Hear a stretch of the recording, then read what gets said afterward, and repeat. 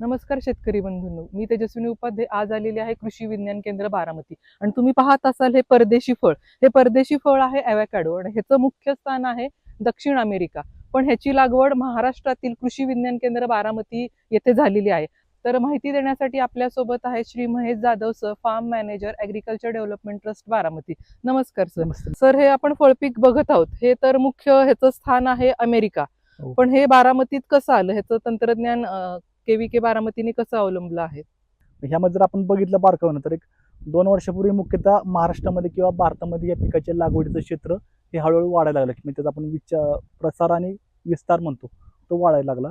मुख्यतः भारतातील Indian institute of horticulture research जी बँगलोरला जी ICAR लेवलची जी संस्था आहे किंवा ICAR अंतर्गत जी संस्था काम करते, त्यांनी आर्का सुप्रीम आणि आर्का कुर्गरवी हे 2 ॲवोकॅडोचे वाण हे विकसित केले आहेत. त्याची लागवड आपण KVK मध्ये 4 वर्षापूर्वी केली होती. आता आपण बघतो की 2021 साली लागवड केलेले ॲवोकॅडोची वाण आहेत. माझ्या डाव्या हाताला जी वाण आहे ती आर्का सुप्रीम नावाचं आहे. माझ्या उजव्या हाताला जे वाण आहे ते आर्का कुर्गरवी. हे दोन्ही वाण आपण या ठिकाणी करतो. या मागचं कारण तुम्हाला सांगतो. आर्का सुप्रीम जे वाण आहे टेबल पर्पज आहे. तुम्हाला म्हटलं की table purpose in the sense सॅलडसाठी, म्हणजे कच्ची फळ खाण्यासाठी त्याचे वेगवेगळ्या प्रकारचे उपपदार्थ बनवून आपण आर्का सुप्रीम हे खाऊ शकतो. पण आर्का रवी जर वाण घेतलं तर त्यामध्ये पल्प रिकव्हरी म्हणजे साधारण 85% त्यामध्ये पल्प रिकव्हरी आहे. सर, आता हे ॲवोकॅडो एवढे चांगले आलेले आहेत, हे अमेरिकन वाण आहे का आपल्या देशी वाण आहेत? आता ह्यामध्ये जर बघितलं तर हे पूर्ण देशी वाण आहेत. म्हणजे ICAR अंतर्गत जी बँगलोरला जी एक संस्था काम करते, ज्यामध्ये Indian institute of horticulture research ज्याला IHR आपण म्हणतो, तर त्यांनी हे 2 वाण विकसित केलेले आहेत. म्हणजे देशी स्वरूपाचे आपण हे वाण म्हणू शकतो. म्हणजे दोन्ही वाण वेगळे आहेत. मग ह्या दोन मध्ये काय फरक आहे? आता आर्का सुप्रीम जर आपण बघितलं तर मुख्यतः टेबल पर्पज, जसं म्हणायला गेलं तर जी फळं पिकलेली दिसतात आपल्याला त्यापासून आपण मिल्कशेक करू शकतो, की आपण घरच्या घरी थोडं प्रोसेसिंग करून कस्टर्ड पावडर तयार करतो. तशा प्रकारच्या कस्टर्डमध्ये या कस्टर्डच्या स्वरूपात आपण हे खाऊ शकतो. किंवा याच्यामध्ये वेगवेगळ्या प्रकारचे आपण जे स्पायसेस म्हणतो, जसं लोणचे असेल किंवा खोबरे आंबा आपण जसं खातो तशा प्रकारे तेल मीठ लावून आपण हे फळ खाऊ शकतो. आणि जर आर्का रवी जर आपण घेतलं तर मुख्यतः प्रोसेसिंगला, म्हणजे ह्यामध्ये जे पल्प रिकव्हरी आहे ती साधारण 80% आहे. मग अशा प्रकारचं वाण असल्यामुळे आपल्याला साहजिकच प्रोसेसिंगला ह्यामध्ये चांगल्या प्रकारे आपल्याला त्यामध्ये रिस्पॉन्स मिळू शकतो, की त्यामध्ये त्याचा वापर होऊ शकतो. आणि हे महाराष्ट्रात अजून कुठं घेतलं जात आहे का आता? आता KVK बारामती मार्फत आपण ह्या देशी वाणांचा प्रचार करतोय. आजपर्यंत तुम्ही जर ऐकलं असेल तर प्युरिटी आहे किंवा ह्याच प्रकारातले आहेत किंवा राऊंड प्रकारातली ॲवोकॅडोचे असे वेगवेगळे कल्टिव्हर होते, जे बाहेरच्या देशातून इथं इम्पोर्ट झाले आणि त्याची लागवड प्रामुख्यानं काही डेमॉन्स्ट्रेशन तत्वावरती, काही व्यापारी दृष्ट्यावरती झाली. पण त्यांचा जो रिस्पॉन्स आहे किंवा त्यांना जे उत्पन्न यायला पाहिजे ते त्या पद्धतीत येत नाही. त्यामुळं IHR या संस्थेनं हे 2 वाण विकसित केलेले आहेत. आणि ह्याची आपण जी FLD म्हणतो, म्हणजे फ्रंटलाईन डेमॉन्स्ट्रेशन असेल किंवा ग्राउंड पातळीवरती शेतकऱ्यांच्या स्तरावरती आपण याची चाचणी घेतली आणि आज हे चांगल्या स्वरूपात या ठिकाणी पीक सस्टेन झालेलं आहे. म्हणजे जर उदाहरण द्यायचं झालं तर बारामती तापमान उन्हाळ्यामध्ये 40-42 डिग्री सेल्सिअस जातं. तशा कंडिशन सुद्धा ही झाडं चांगल्या प्रकारे वाढलेली आहेत आणि त्याला फ्रुटिंग हे झालेलं आहे. बरोबर. आणि शेतकऱ्यांना जर लावायचं असेल ॲवोकॅडो त्यांच्या शेतामध्ये, तर त्यांना तुम्ही माहिती देता किंवा त्याची रोपं उपलब्ध आहेत का कृषी विज्ञान केंद्र बारामतीमध्ये? आता 2021 साली आपण या ठिकाणी या फळ पिकाची मातृवृक्ष म्हणून लागवड केली होती. शेतकऱ्यांना त्याचा अभ्यास व्हावा, शेतकऱ्यांना त्याची माहिती मिळावी, त्या अनुषंगाने आपण त्याच्यावरती फळधारणा पण केलेली आहे.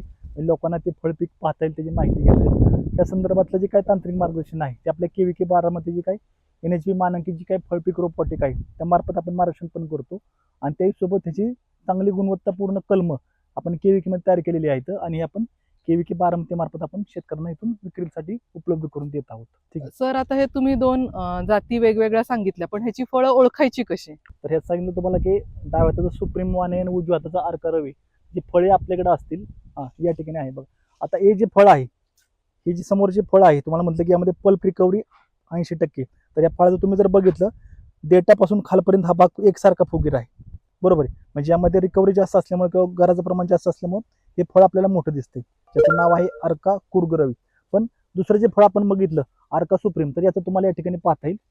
तर या ठिकाणी तुम्ही पाहू शकता आर्का सुप्रीम, त्याचा देठाकडचा भाग हा थोडासा बारीक आहे किंवा त्याची जाडी बारीक आहे आणि खालील बाजूला हे फळ असं वाढत गेलेलं आहे. मग अशा प्रकारचं टेबल पर्पजसाठी चांगलं चालणारं वाण आहे. आता याच्यावरचे जे लाल डॉट आपल्याला दिसत आहेत, याचा अर्थ हे फळ पीक आता पिकायला लागलेलं आहे किंवा हे फळ आपल्याला आठवड्यामध्ये आपल्याला काढण्यास तयार आहे.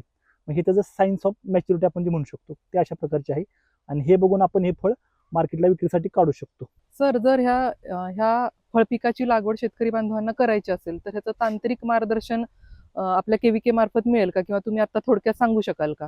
याचं काय करतोय आपण आता नवीन फळपीक असल्यामुळं त्याला आपण शेतकऱ्यांना आपण प्रशिक्षण या ठिकाणी KVK मध्ये घेत आहोत.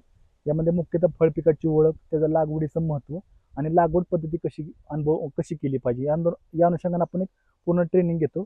यामध्ये मुख्यतः जर आवकाडो जर आपण विचार केला तर एक नाविन्यपूर्ण फळपीक आहे. म्हणजे लोकांना आंबा, चिक्कू, पेरू, नारळ, सीताफळ ही फळपिकं माहिती आहेत, पण आवकाडो लोकांना माहिती पण दिसतं कसं किंवा ते फळ असतं कसं हे लोकांना माहीत नाही. तर त्या अनुषंगाने त्याची लागवड आपण लोकांना ठिकाणी दाखवतोय.